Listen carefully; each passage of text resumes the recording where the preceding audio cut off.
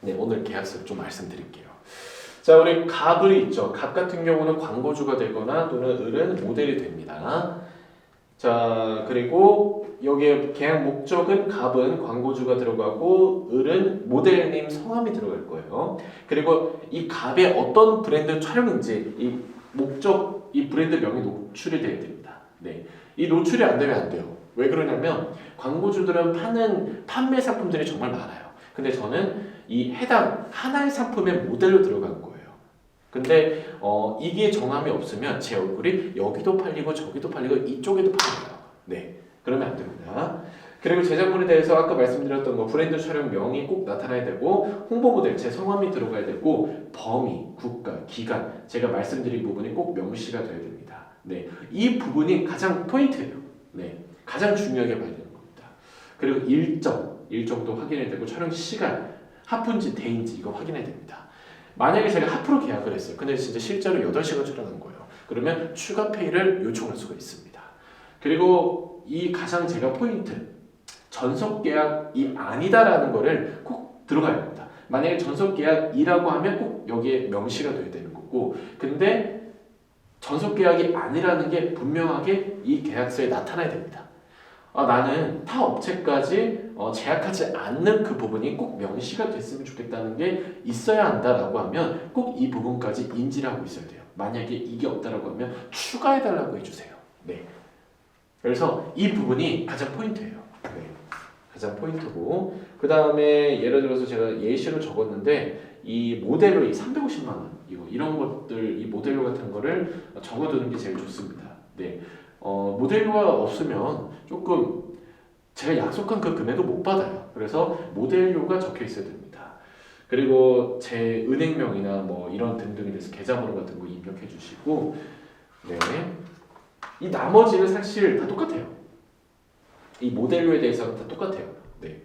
나머지는 그렇게 크게 볼 내용은 없으시고 저는 오늘 포인트만 말씀드릴게요. 포인트만. 그리고 사용기간 아까 말씀드렸던 건데 얼굴을 1년 동안만 활용하겠다라는 거에 명시가 돼야 됩니다. 절대 피해되는 거 무기한은 피해야 돼요. 무기한은 피해야 되고 1년인지 뭐 2년인지 뭐 3년인지라는 게 있어야 합니다. 그리고 여기서 유예기간이라는 말이 있어요. 유예기간 1개월은 뭔가요? 근데 실제로 이 계약은 13개월인 거예요. 네, 유예기간은 12개월 동안 우리가 만료가 됐어. 근데 광고주가 1개월 동안 모델을 교체할 수 있는 그 교체 기간을 말하는 거예요. 유예기간은.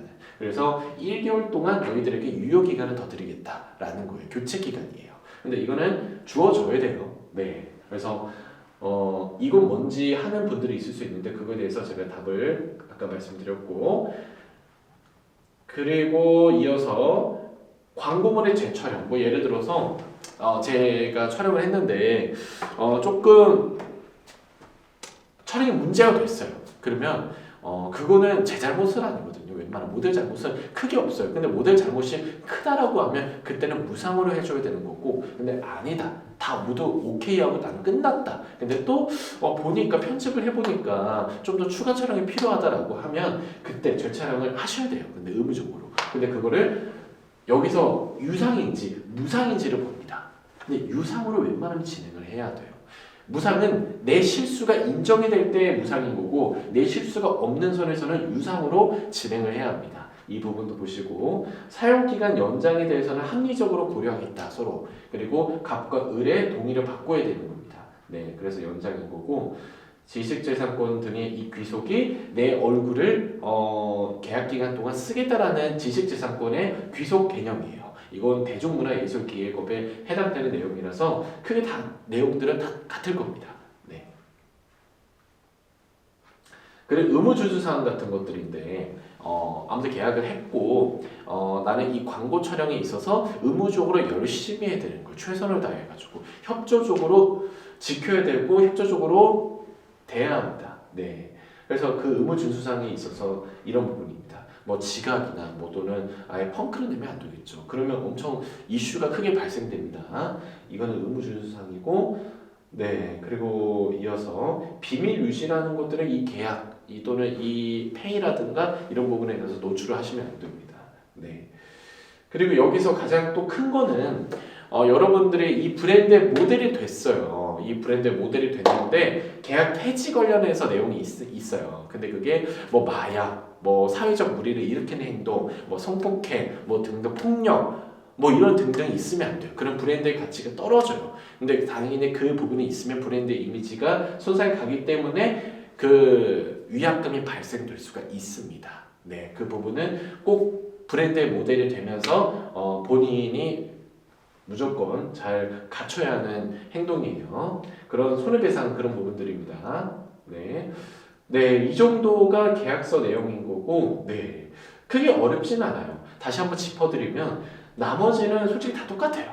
정말 다 똑같고 여러분들이 봐야 할 거는 이 제작물에 대한 내용 그리고 이 모델료 이 부분까지만 꼭 봐주세요. 나머지는 다 비슷비슷하고 다 똑같습니다. 네. 아무튼 계약서 어렵지 않습니다. 여러분들도 쓰는 거 잘 보시고 절대 불합리한 계약서는 안 쓰셨으면 좋겠어요. 네, 제가 읽어볼 수 있는 능력이 됐을 때 그 계약서는 나른히 했으면 좋겠습니다. 근데 뭐 이해력도 짧고 그냥 믿고 그냥 신뢰를 갖고 쓰는 거는 안 됩니다. 충분하게 내가 이 계약 내용을 이해하고 쓰셔야 나중에 사고가 없습니다. 네, 아무튼 네, 계속해서 다음에는 제가 전속계약서 관련된 내용을 꼭 말씀드리겠습니다. 전속계약서는 엔터테인먼트와 나와 장기적으로 계약하는 그 부분, 그거에 대해서 여러분들이 좀 더 손해를 덜 볼 수 있는 그 계약서 포인트를 제가 말씀드리도록 할게요. 네, 아무튼 이상입니다. 감사합니다.